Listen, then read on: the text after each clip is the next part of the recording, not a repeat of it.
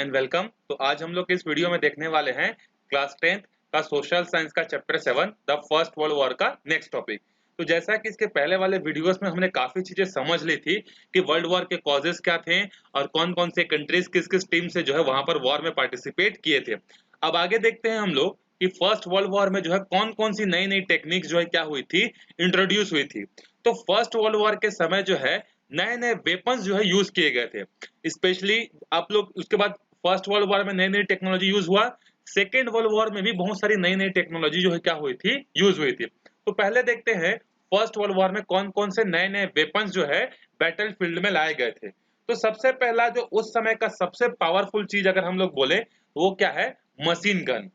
Soldier in the network of the trench usually used machine guns.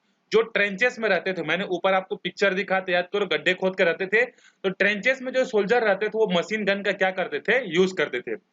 This was the first time that such guns where used in a war. अभी तक के जितने भी चीजें थी 1914 से पहले अभी तक इस तरीके का कोई भी गन्स का यूज नहीं हुआ था, लेकिन इस टाइप के गन्स का यूज पहली बार फर्स्ट वर्ल्ड वॉर में जो है हुआ था।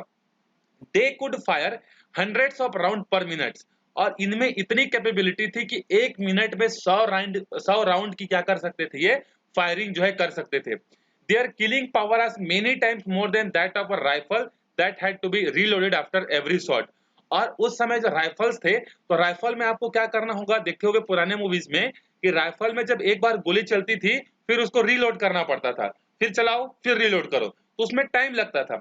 लेकिन जो मशीन गन है, मशीन गन में आप एक ही बार में क्या कर सकते हो, कई कई सारे शॉट्स जो है आप क्या कर सकते हो, उसमें जो है लगा सकते हो। तो ये तो पहला मशीन गन जो है वो पहला वेपन्स था जो कि बहुत ज्यादा यूज हुआ था।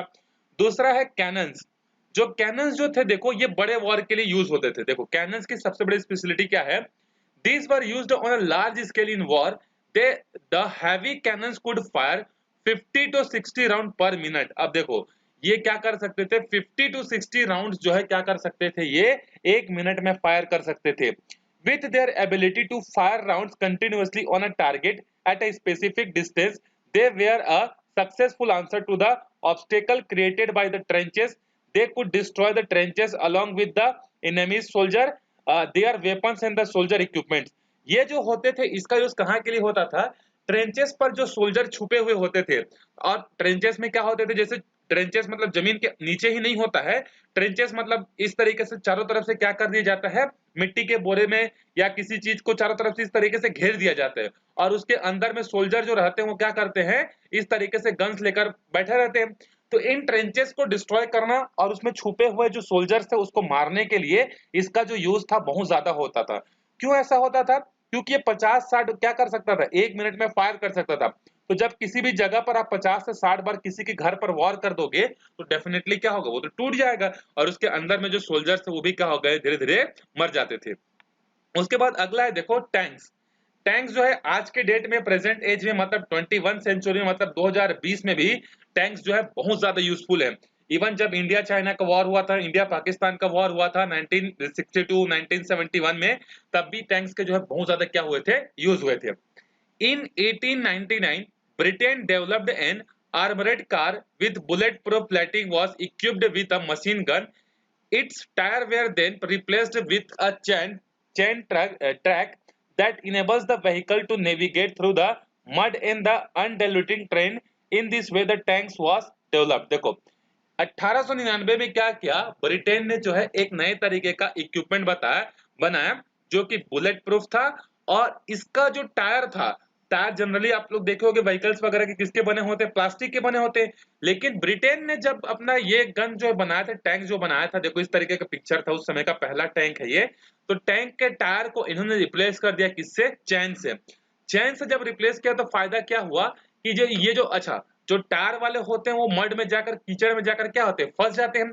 लेकिन जो चैन वाले जो गन्स थे जो ब्रिटेन ने बनाया था, ये कीचड़ वाले एरिया में भी अच्छे से जा सकते थे। उसके बाद जो जो टेरेन है, मतलब जैसे कि कोई बहुत मतलब स्लोपी वाला टेरेन है जहां पर चढ़ना बहुत मुश्किल होता है, ऐसे जगह पर भी क्या होता था, ये जो कैनन्स है, ये जो टैंक्स है, बहुत इजीली क्या कर सकते थे, मतलब कैसा भी रोड हो, कैसा भी जगह हो, ये बड़ी आसानी से क्या कर सकता है, एक जगह से दूसरे जगह जो है ट्रेवल कर सकता था। तो ये बहुत पावरफुल था उस समय टैंक्स। उसके बाद देखो अगला था सबमरीन्स। सबमरीन कैसे थे देखो, Germany developed the you boat. अब इसको किसने बनाया था? जर्मनी ने यूज किया नई टेक्नोलॉजी सबमरीन। सबमरीन मतलब पानी के नीचे वाले। developed U-boat submarine that could navigate below the water surface and bomb enemy ships. Around 50% of British trade ships were destroyed by the U-boats in the First World War. इसकी speciality मतलब ये एक तरीका का अपने आप में एक नया इन्वेंशन था। कैसे नया इन्वेंशन था देखो, ये क्या होता था, ये जो बोट्स जो होते थे ये पानी के अंदर चले जाते थे और क्या करते थे, जो ब्रिटेन के जो शिप्स जो थे जिसमें ट्रेड होता था उनका, उसके नीचे आते थे और वहां पर क्या कर देते थे, बॉम्बार्डिंग कर देते थे। जिससे जो दुश्मन जो होते थे, मतलब जो ब्रिटिशर, जर्मनी के दुश्मन कौन होगा? ब्रिटेन होगा। तो ब्रिटेन के शिप्स को ये क्या करते थे, जर्मनी वाले यू बोट्स के हेल्प से जो है डिस्ट्रॉय करते थे। और लगभग लगभग ब्रिटिशर्स के जितने भी ट्रेड करने के शिप थे उसके 50% शिप्स को जो है जर्मनी ने क्या किया, इसी टेक्निक्स के थ्रू जो है डिस्ट्रॉय कर दिया। अब उसके बाद अगला देखो, poison gun, sorry poison gas. अब ये देखो, ये किसने इंट्रोड्यूस किया था? उस समय जर्मनी भी कम नहीं था, मैंने आपको बताया था कि नहीं, अगर यूएसए फर्स्ट वर्ल्ड वॉर में एंट्री नहीं करता तो जर्मनी विनर होता। Germany which had a flourishing chemical industry. अब जर्मनी में क्या हो रहा था, केमिकल इंडस्ट्री जो है फ्लरिश कर रहा था। Experiment with the poison gas to kill और ब्लाइंड द एनिमी। और वहां पर ऐसे ऐसे गैसेस के टेस्ट होते थे, पॉइजनस गैसेस के, जिसके कारण से वो क्या कर सकते हैं, अपोजिशन के जो सोल्जर्स थे उनको बेहोश कर सकें, उनको मार सकें, उनको अंधे कर सकें। इस तरीके के पॉइजनस गैस का भी यूज जो है होता था। Soldier on the opposite side were forced to wear mask to continue fighting. अब अगर इस तरीके का अगर आप गैस यूज करोगे तो आपको क्या करना पड़ेगा, मास्क पहनना पड़ेगा। Seeing the devastating effect of such chemical weapons, all the countries of the world decided after the war that such weapons would never be used in the war thereafter. अब इसके बाद जब फर्स्ट वर्ल्ड वॉर खत्म हुआ तब पूरे दुनिया के लोगों के कंट्रीज ने क्या क्या डिसाइड किया कि वॉर में अब इस तरीके के पॉइजनस गैस का जो है यूज नहीं होगा। क्यों नहीं होगा? क्योंकि ये क्या है, बहुत ज्यादा डेंजरस है। अब जरूरी तो नहीं है कि जिस एरिया पर आपने जो है गैसेस दागे उसी आसपास में सिर्फ सोल्जर लोग हैं, वहां आम आदमी भी तो रहता है, सिविलियन लोग भी तो रहते हैं। तो जिनकी कोई गलती नहीं है उनकी भी क्या हो जाती थी, डेथ हो जाती थी। फिर बाद में ये डिसाइड किया गया कि अब अभी कभी भी वर्ल्ड वॉर होगा या कहीं भी किसी भी दो कंट्रीज के बीच में वॉर होगा, इस टाइप के गैसेस का जो है यूज नहीं किया जाएगा। और एक एग्रीमेंट भी हुआ और this agreement is known as the Geneva convention. ये मोस्ट इंपॉर्टेंट क्वेश्चन है आपके लिए, Geneva convention first world war के बारे में। अभी आप लोग देखोगे कि कैसे कन्वेंशन में क्या क्या चीजें हुई थी। which also specified several other important rules for the warfare that were उसके बाद यूनिवर्सली एक्सेप्टेड। जेनेवा कन्वेंशन में बहुत सारी चीजें सामने आई कि वॉर किस तरीके से की जाएगी, कौन कौन से वेपन्स यूज कर सकते हैं, कौन से वेपन्स यूज नहीं कर सकते। जैसे ये जो आपका पॉइजनस गैस था, ये जेनेवा कन्वेंशन में डिसाइड हुआ कि हम लोग जो है कोई भी कंट्री जो है इसको यूज नहीं करेगा। तो जेनेवा कन्वेंशन जो बहुत इंपॉर्टेंट है, आप लोग देखना, आगे आगे पढ़ेंगे हम लोग। वो मतलब बोल सकते हैं कि वो जो है एक तरीके का ट्रीटी था वर्ल्ड वॉर फर्स्ट को खत्म करने के बाद। मतलब किस किस तरीके से जो है ट्रीटीज हुई थी हारे हुए कंट्रीज के बीच में और जीते हुए कंट्रीज के बीच में। अब उसके बाद देखो railway train. During the first world war soldiers weapon cannon running on a rail track and other war logistic were transported to a distance outpost by the train. अब देखो हमारे इंडिया में भी ट्रेन पहले 1854 में डेवलप्ड हो चुका था और बाकी दुनिया में भी ट्रेन का कंसेप्ट जो है आ चुका था और ट्रेन जो है उनके जो है ट्रैक जो है बनने चालू हो गए थे। तो ये तो वॉर 1914 से स्टार्ट हुआ है। तो ऑलमोस्ट जितने भी डेवलप्ड कंट्रीज थे वो हर जगह क्या थी, ट्रेन की फैसिलिटी जो है अवेलेबल थी।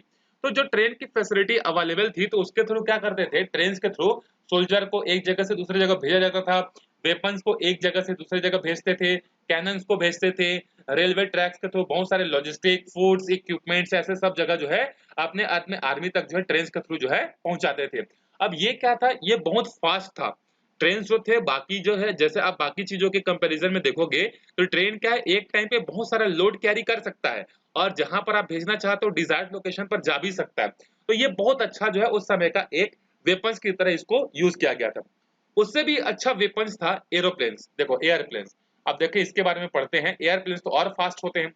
From the time the Wright brothers flu the first aeroplane in December 1903 to start of the first world war in 1914, the technique and the manufacturer of the airplanes was in the preliminary phase। अब देखो 1903 में जो है Wright brothers ने क्या किया था, Wright brothers थे ये, इन्होंने क्या किया था, सबसे पहले जो है एरोप्लेन जो है बनाया था दिसंबर 1903 में। और जब फर्स्ट वर्ल्ड वॉर हो रहा था उस समय इसकी टेक्नोलॉजी क्या हो रही थी, डेवलप्ड हो रही थी, प्रीलिमिनरी स्टेज में थी। In this stage they were used mainly for the air patrols to recognise the enemies position.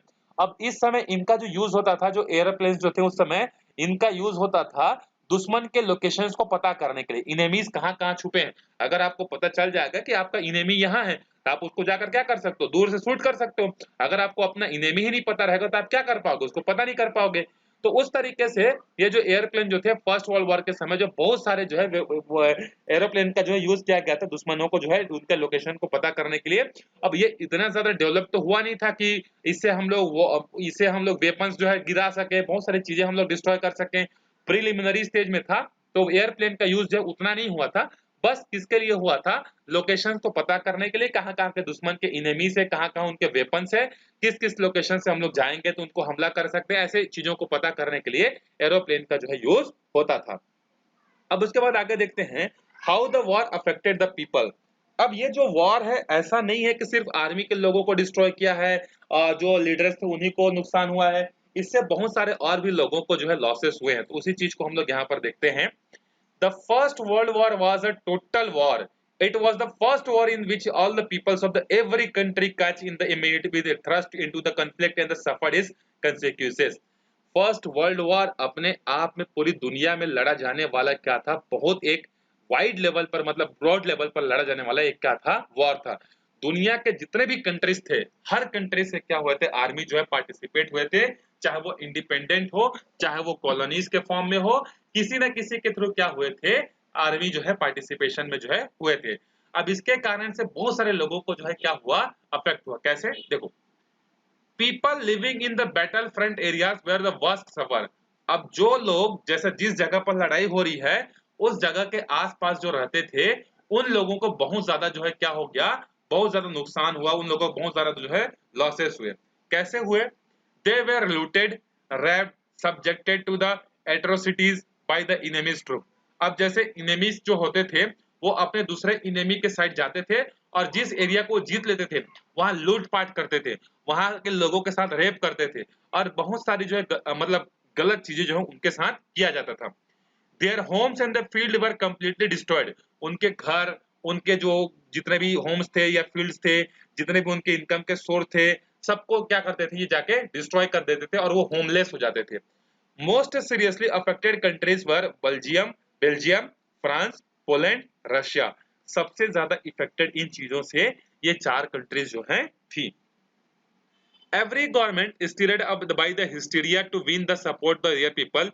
In promoting patriotism, they also found hatred for the enemies. A school textbook, posters, plays, and the other cultural means were extensively used in the war propaganda, making a deep impact on the people. अब government क्या करती थी, लोगों के दिमाग में ये चीज डालना चाहती थी, देशभक्ति की भावना, कि हमारा देश सबसे आगे है, हमको वॉर में पार्टिसिपेट करना है। तो स्कूल के टेक्स्ट बुक में उस समय लोग जगह जगह पोस्टर लगवाए जाते थे, जो ड्रामास होते थे, जितनी भी चीजें होती थी, सबके थ्रू क्या किया जाता था, प्रोपागेंडा जो है वॉर का जो है फैलाया जाता था, ताकि लोगों को क्या हो, उसका गहरा इंपैक्ट हो, वो वॉर से क्या हो जाए, अपने आप को जोड़ ले और खुद ब खुद आर्मी में जाकर शामिल हो जाए और अपने कंट्री के लिए क्या करें, वो फाइट करें। इसके बाद देखो, अब यहाँ आगे क्या हुआ, in the early years of the war the target of the propaganda were mostly religious in the linguistic minorities living on the country. Starting में जो वॉर का जो प्रोपागेंडा था वो किसके बेसिस पर था, रिलीजियस के बेसिस पर था और लिंग्विस्टिक के बेसिस पर, मतलब लैंग्वेज के बेसिस पर था। अलग अलग रिलीजियस को मानने वाले लोगों को आपस में लड़ाए जाते थे, उसके बाद अलग अलग भाषा बोलने वाले लोगों को जैसे इफेक्ट होता था। These people were evicted from their homes and the jobs and the forced to live in the camps under strict police surveillance. अब इनको क्या किया जाता था, इनको बहला फुसला कर कैसे भी करके घरों से ले जाया जाया करता था, इनके जॉब छुड़वा दिए जाते थे और जबरदस्ती इनको क्या कर दिया जाता था, जहां पर पुलिस के कैंप्स होते थे वहां पर इनको रखा जाता था, ताकि ये लोग भी क्या हो सके, वॉर के लिए जो है तैयार हो सके। सोच सकते हो आप लोग कि फर्स्ट वर्ल्ड वॉर में कैसे कैसे कंडीशंस लोगों ने झेले थे, मतलब जबर। अब एक चीज इमेजिन करो, अगर आपको कोई पकड़ के ले जाएगा और आपको, मतलब आपका जॉब छुड़वा देगा, आपकी फैमिली से आपको दूर ले जाएगा और बोलेगा कि चलो वॉर में चलो कल करके, तो कितनी ज्यादा आपको प्रॉब्लम जो है होंगी। तो ऐसी बहुत सारी चीजें जो है उस समय के जो कंट्रीज के जो आम लोग थे, जो सिविलियन लोग थे, उन्होंने इस चीज को क्या किया था, फेस किया था। Gradually the true reality of the horror of the war begin to surface. अब लोग पहले स्टार्टिंग में क्या करते थे, मजे मजे में वॉर में शामिल हो जाते थे, लेकिन जैसे जैसे वॉर आगे बढ़ता गया लोगों को पता चलता गया कि ये जो वॉर है ये कोई छोटा मोटा नहीं है, ये बहुत ज्यादा क्या है, डेंजरस है। Demands for peace and an end of the war arose in all countries as the people rose in rebellion. अब हर कंट्री के लोग क्या चाहने लगे कि अब वॉर क्या होना चाहिए, खत्म होना चाहिए, पीस होनी चाहिए, शांति होनी चाहिए। इसके लिए हर कंट्री में के लोगों ने क्या किया, अपने समय के जो गवर्नमेंट थे उसके अगेंस्ट में जो है रिबेलियन करना स्टार्ट कर दिया, मतलब आपने गवर्नमेंट के खिलाफ आवाज उठाना क्या कर दिया, स्टार्ट कर दिया। Almost every family was affected as their adult member enlisted and the went to their death on return injured and the disabled. Her family इससे क्या थी, जो है अफेक्टेड थी। कैसे? जो उनके एडल्ट मेंबर थे, जो जवान लोग थे, उनको जबरदस्ती क्या कर दिया जाता था, इनलिस्ट कर दिया जाता था, वॉर में भेज दिया जाता था। वॉर से उनकी डेड बॉडी या तो मरने के बाद उनकी डेड बॉडी या तो वापस आती थी या वो खुद ब खुद क्या होते थे, डिसेबल होकर जो है वापस आते थे। They bore the brunt of the war, its cost and the consequences in some way or other. One serious consequences was the threat of the starvation as the food become scarce. एक तो death तो होती थी, उसके अलावा जो दूसरा सबसे बड़ी प्रॉब्लम थी वो थी स्टारवेशन। स्टारवेशन का मतलब होता है भूखमरी।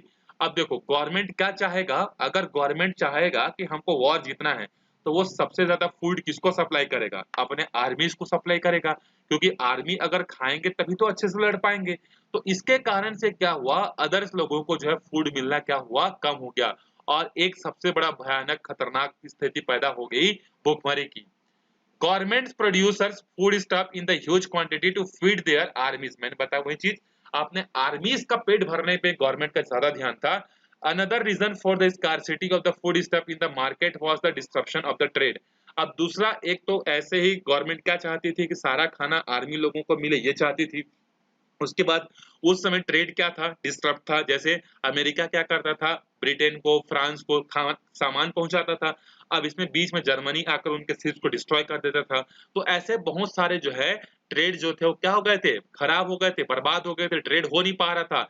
जैसे अभी आप लोग देखे होंगे लॉकडाउन में भी क्या कंडीशन हुआ था, लोग क्या करते थे, लोगों को चीजें नहीं मिलती थी। टमाटर के दाम 100 रुपए, 200 किलो, 150 किलो, 150 रुपए किलो ऐसे हो गए थे। क्यों? क्योंकि पूरा जिला हमारा, पूरा डिस्ट्रिक्ट हमारा, पूरा स्टेट सील था, तो ट्रेड हो ही नहीं पा रहा था। तो इसके कारण से सोचो उस समय तो और कितना बड़ा प्रॉब्लम था। तो इस समय लोगों को जो है भूखमरी की समस्या जो है होती थी। अब उसके बाद देखो एक बहुत अच्छा आपको पोस्टर दिया हुआ यहाँ पर देखो कि क्या है, eat less bread says the first world war poster. देखो, save the wheat and the help the fleet. अब यहाँ पर क्या बोल रहा है देखो, कि आप वीट को सेव करो और फ्लीट्स को क्या करो, हेल्प करो। ईट लेस ब्रेड, आप ब्रेड कम खाओ। ब्रेड कम खाओगे तो क्या होगा, ब्रेड बचेगा, और ब्रेड बचेगा तो उसको किसको सप्लाई कर दिया किया जा सकता है, आर्मी के लोगों को सप्लाई किया जा सकता है करके उस समय ऐसे चीजें जो है होती थी। आगे चलते हैं। On the industrial front factories began gearing their production to meet the war effort. अब इससे जो है फर्स्ट वर्ल्ड वॉर में वेपन्स तो चाहिए, तो जो वेपन्स बनाने वाली जो फैक्ट्रीज थी, जो इंडस्ट्रीज थी, उनका ट्रेड क्या था, बहुत अच्छा चल रहा था। वो क्या करते थे, जानते थे कि वॉर में डिमांड्स तो होगी वेपन की, तो वो वेपन्स का क्या करते थे, कंटिन्यूअसली जो है प्रोडक्शन जो है करते थे। This led to an acute shortage of the consumer goods and the peoples required in their daily lives. Prices rose as the both foodstuff and the consumer goods become scarce, doubling even the tripling. मतलब लोगों का पूरा ध्यान उस समय क्या था, weapons बनाने में था। तो किसी का ध्यान जो ब्रेड वगैरह बनाने में, मतलब यूरोपियन कंट्रीज में पहले क्या करते थे लोग, जो जिस तरीके से आज के डेट में हम लोग राइस खाते हैं ना इंडिया में, उन लोग ब्रेड खाते थे। ब्रेड खाते थे तो उन लोग ब्रेड में बनाने के लिए भी फैक्ट्री में वो चाहिए, आपको लेबर चाहिए, लेकिन सारे के सारे लेबर्स को कहाँ काम में लगा दिया जाता था, इंडस्ट्री में। कहाँ पर इंडस्ट्री में, वेपन बनाने वाली, तो जिससे फूड का प्रोडक्शन भी क्या होता था, कम होता था। But wages of worker did not rise in the proportion. अब उनसे काम तो करवाए जाते थे, लेकिन उनका जो है वेतन जो है, उनकी जो है सैलरी जो है उतनी नहीं दी जाती थी। Factory and the mill owner catering to the war needs in the handsome profit and the enrich themselves. जो इंडस्ट्रीज के जो हेड थे वो इस वॉर में बहुत सारा पैसा कमाते थे और खूब जो है क्या होते गए, रईस जो है होते गए। Public facility like hospitals and the dispensaries were also diverted to the war effort. Inconveniencing the people and the making them suffer. अब इसके बाद क्या हुआ, जो हॉस्पिटल्स थे उसका भी यूज किसके लिए किया जाने लगा, जो आर्मी के जो लोग थे जो डिसेबल हो गए थे उनके जो है उनके हेल्थ पे जो है उन पर जो है डॉक्टर्स वगैरह हॉस्पिटल्स वगैरह जो है उनसे बिजी रहने लगे। तो आम आदमी को अब क्या होने लगा, आम आदमी को जो है हॉस्पिटल्स वगैरह जाने के लिए भी जो है प्रॉब्लम जो है होने लगी थी। अब आगे देखते हैं हम लोग। as the war casualties and the mortality figure rose, with every family reporting losses of their adult member, the people anger turned on those who were responsible for whispering up war hysteria and the leading their country into the conflict। अब जैसे जैसे लोगों के families में मरने वालों की संख्या बढ़ती गई तो लोगों के मन में एक गुस्सा आते गया, और विस्पिंग विस्पिंग मतलब होता है फुसफुसाहट। तो यहाँ पर क्या होता था कि लोग आपस में बात करने लगते थे कि कौन ऐसा लोग है जिसने हमको वॉर में ढकेल दिया, और उनके लीडर्स के अगेंस्ट में इनकी आवाज जो है अब धीरे धीरे क्या होने लगी, उठने लगी। The workers began agitating for more wages. जो वर्कर्स जो थे वो क्या करने लगे, अपने वेतन के लिए अपने सैलरी के लिए जो है आवाज उठाने लगे। People realized that it was the absence of democracy in their country that made it so easy for their war mortgagee government to lead them into the horrible war। अब लोगों को समझ में आते गया कि हमारा कंट्री वॉर में इतना ज्यादा जो है क्यों चला गया। तो उसका रीजन उन लोग मानते थे कि डेमोक्रेसी ना होने के कारण जो उस समय के जो लीडर्स थे उनकी बात को काटने वाला कोई नहीं मिला, और जबरदस्ती सबके सब क्या हो गए, वॉर के अंदर में जो है समा गए। By 1917, barely 3 years after the outbreak of the war, anti-war sentiments become widespread in every country। War के स्टार्ट होने के 3 साल बाद 1917 में जब वॉर जो है इतना ज्यादा लेवल पर फैल गया था, डिस्ट्रॉय जब बहुत ज्यादा हो गए थे, तो लोगों के मन में क्या, पूरे यूरोप कंटिनेंट के कंट्रीज के लोगों के मन में क्या हुआ कि एंटी वॉर जो है सेंटिमेंट जो है जागने लगे, मतलब वॉर नहीं होना चाहिए, पीस होना चाहिए। The people of Germany, Russia, Turkey, Austria, Hungary and other countries rose in revolts against their own government। In countries के लोगों ने अपने ही गवर्नमेंट के अगेंस्ट में क्या करना स्टार्ट कर दिया, रिवॉल्ट स्टार्ट कर दिया। अब आप खुद सोचो कि 3 साल 4 साल तक अगर आपके गांव में या आपके घरों में लड़ाई होते रहेगी तो आपका भी क्या होगा, लॉस होगा कि नहीं होगा। आपके भी मन में भी क्या आएगी, पीस चाहिए है, आपको भी वॉर से दूर होना है।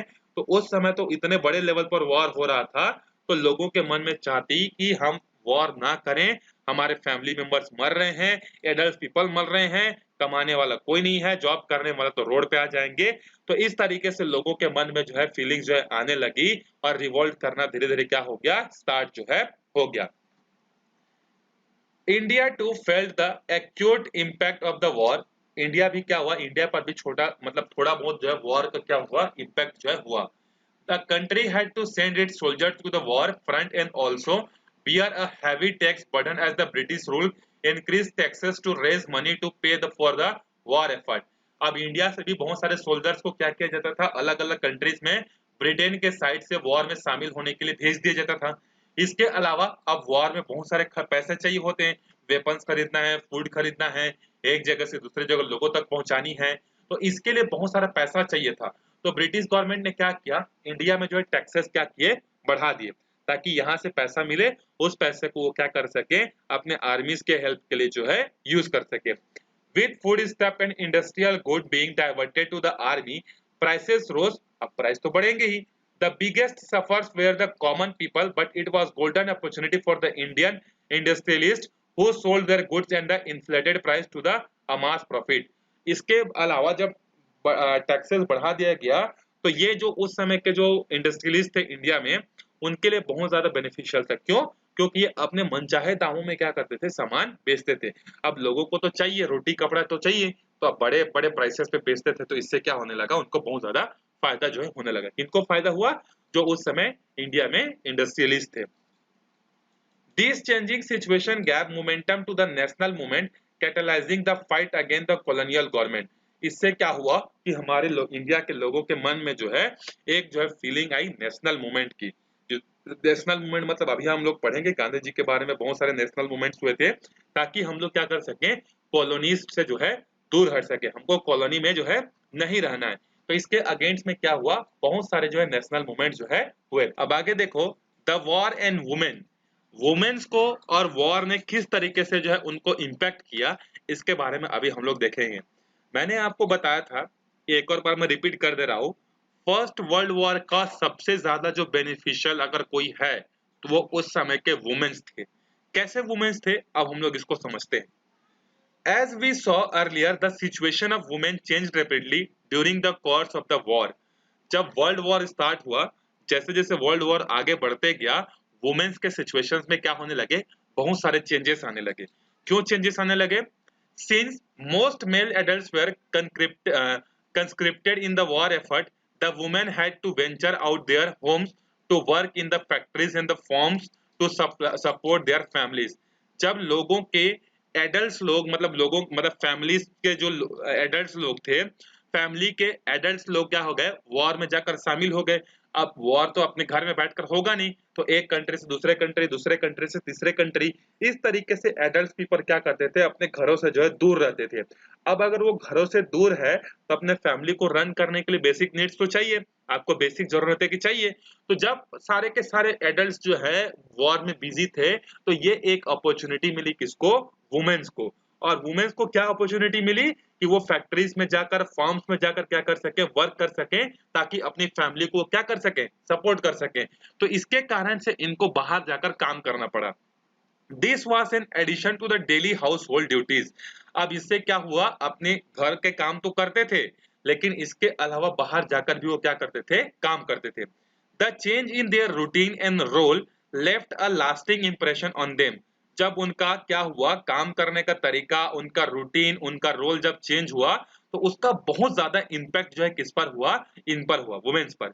They began to feel more independent as they become more aware of their social worth and rights. जब वो घरों से बाहर निकले तो उनको क्या हुआ, एक फ्रीडम फील हुआ। नहीं तो पहले क्या करते थे, चाहे इंडिया में हो चाहे बाहर में हो, वुमेन्स की कंडीशन बहुत अच्छी नहीं थी, उनको घरों में ही रखा जाता था, घर के ही काम करवाए जाते थे। लेकिन अब ये क्या होने लगे, ये जो है फील करने लगे फ्रीडम को, कि अब हम लोग आजाद है, हम भी घर से जाकर बाहर काम कर सकते हैं। और इनको अपनी राइट्स के बारे में पता चला कि इनका इनका जो है समाज में या सोशल में या गवर्नमेंट के मेकिंग में इनका क्या कंट्रीब्यूशन होगा, इनके बारे में अब इनको पता चलते गया। सिंपल सा चीज है, जब आप घर के अंदर में रहोगे, अब उस समय व्हाट्सएप, फेसबुक, इंस्टाग्राम तो था नहीं कि आपको घर बैठे दुनिया में क्या चीजें चल रही पता चल जाए। तो जब ये घर से बाहर घर के अंदर रहती थी, तो इनको दुनिया में क्या चल रहा है, क्या हो रहा है, क्या इनके राइट से कुछ भी नहीं पता था।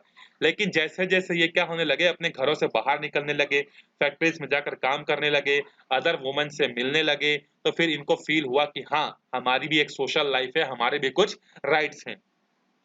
They developed a new understanding of their position and role in society.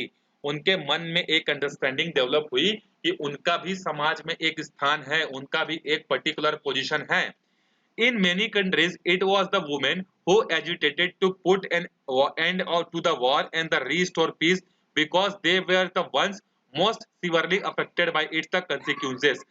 देखो, बहुत सारे कंट्रीज में क्या थे, जो वुमेन्स थी वो क्या हुई, वॉर के एंड के साइड में थी। मतलब वो चाहती थी कि वॉर एंड हो जाए और पूरी दुनिया में क्या हो जाए, पीस जो है आ जाए। क्यों? क्योंकि वर्ल्ड वॉर में जो है सबसे ज्यादा इंपैक्टेड जो थी वो वुमेन्स ही थी। क्यों वुमेन्स थी? एक तो उनके हस्बैंड, उसके ब्रदर्स, उनके जो भी थे सब मर जाते थे, घर का बोझ इन पर आ जाता था, और अगर डिसेबल हो जाते थे उनकी सेवा करनी पड़ती थी, बहुत सारी। मतलब अगर आपको बोला जाए ना, ये चीज रियलिटी है कि अगर वॉर हुआ तो, या वॉर हुआ कुछ भी चीज हुआ, तो कहीं ना कहीं सबसे ज्यादा डायरेक्टली या इनडायरेक्टली इंपैक्ट जो होता है वो वुमेन्स पर ही होता है। कैसे? जैसे अभी लॉकडाउन देखो, जब मार्च से लेके अभी तक लॉकडाउन का कंडीशन था, तब क्या हुआ कि वुमेन्स पर जो है सबसे ज्यादा काम का प्रेशर था। जैसे मेल जो होते हैं वो बाहर घूमकर, टीवी देखकर, मोबाइल चलाकर, बात करके जो है अपना टाइम एक्सपेंड कर लेते हैं, स्पेंड कर लेते हैं। लेकिन जो वुमेन्स होती थी उनको पूरे घर का काम करना पड़ता था, सब्जी भाजी, राशन भी मेंटेन करो, क्योंकि कब लॉकडाउन लग जाएगा, कब सामान नहीं मिलेगा नहीं पता। तो सबसे ज्यादा जो अफेक्टेड होती हैं, मतलब जो रिवॉल्यूशन होता है ना, रिवॉल्यूशन मतलब जब बहुत बड़े लेवल पर कोई चीज चेंजेस होती हैं, तो उसका इम्पैक्ट जो होता है वो वुमेन्स पर बहुत ज्यादा होता है। तो उस समय भी जब फर्स्ट वर्ल्ड वॉर हो रहा था, तो उसका भी वॉर में तो जा रहे थे मेंस, लेकिन उसका जो इम्पैक्ट है वो वुमेन्स पर बहुत ज्यादा जो है हो रहा था। कई सारे वुमेन्स जो थी विडो हो जा रही थी, कई सारे के हस्बैंड डिसेबल हो जा रहे थे, तो उनके खर्चे, उनके हॉस्पिटल के बहुत सारी चीजें होती हैं। Their growing awareness led women's organization to demand the right to vote in parliamentary election। अब इनमें अवेयरनेस आने लगी, इन लोग भी समझने लगे और इन लोगों ने क्या किया, अपना पार्लियामेंट में वोट करने के लिए अपने राइट्स का डिमांड करने लगे। ये बोलने लगे कि हमको भी क्या करना है, इलेक्शन में वोट देने का राइट जो है हमको मिलना चाहिए करके। इस तरीके से इन लोग भी क्या होने लगे, आवाज उठाने लगे। In 1918, Britain became the first country to give all propertied women above the 30 years the right to vote। Britain 1918 में ऐसा पहला कंट्री बना जिसने वहां के वुमेन्स को जो है पार्लियामेंट्री इलेक्शन में जो है वोट करने का राइट जो है दिया। और किन लोगों को दिया, जो 30 साल से ऊपर थे। अब आपके सामने देखो दो पिक्चर्स हैं। एक पिक्चर में क्या हो रहा है देखो, a woman being arrested by the police during a demonstration to demand the right to vote in London in 1914।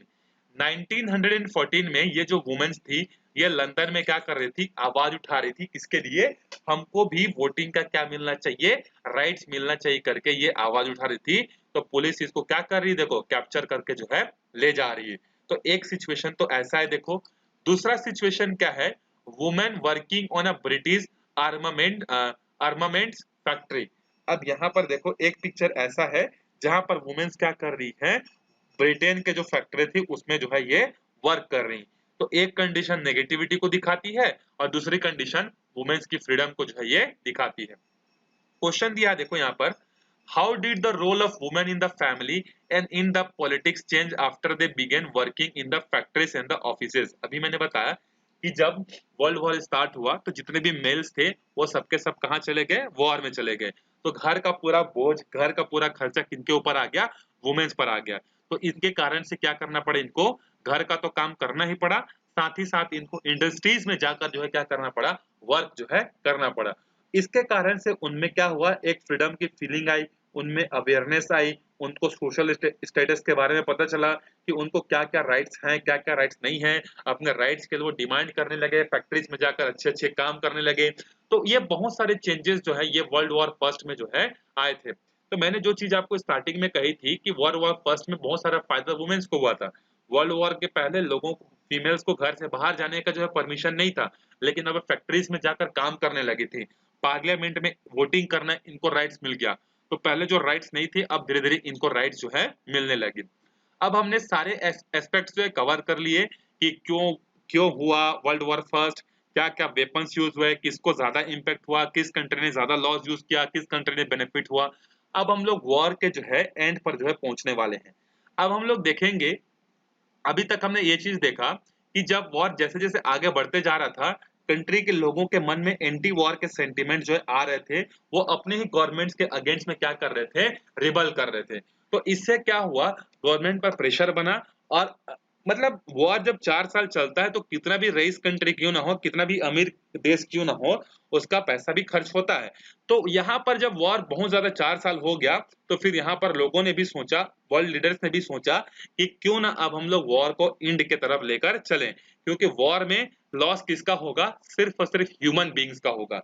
चाहे वो विनर साइड हो चाहे लूजर साइड हो, लॉस तो दोनों साइड के लोगों को ही होगा, उनकी फैमिलीज को होगा। आप जीत कर क्या करोगे, जैसे मान लो एक लीडर जीत गया, लेकिन जीतने के लिए उसने कितने सारे लोगों उसके मारे गए, तो उसकी फैमिलीज कितनी सारी डिस्ट्रॉय हुई। तो इस तरीके से लोगों के मन में अब थोड़ी सी जो है अवेयरनेस आने लगी और अब पीस की तरफ जो है लोग जाते गए। अब इस पीस के बारे में जो है हम लोग क्या करेंगे, अगले वीडियो में देखेंगे। यहाँ पर हम लोग देखेंगे ट्रीटी ऑफ वर्साइल्स, वर्साई जिसको हम लोग बोलते हैं, वर्साई भी बोल सकते हो, वर्साइल्स भी बोल सकते हो, जो कि जर्मनी में थी, जर्मनी के साथ जो है हुई थी। और बहुत सारे जो है अलग अलग ट्रीटीज हुई थी जिसमें लोगों ने साइन किया था कि हाँ अब हम लोग वॉर को क्या करेंगे, एंड करेंगे, अब हमारे सोल्जर्स जो है नहीं मरेंगे करके। तो उसके बारे में हम लोग अगले वीडियो में देखेंगे। तो अच्छे से आप पढ़ते रहिए, मिलते हैं अगले वीडियो में, तब तक के लिए बाय बाय।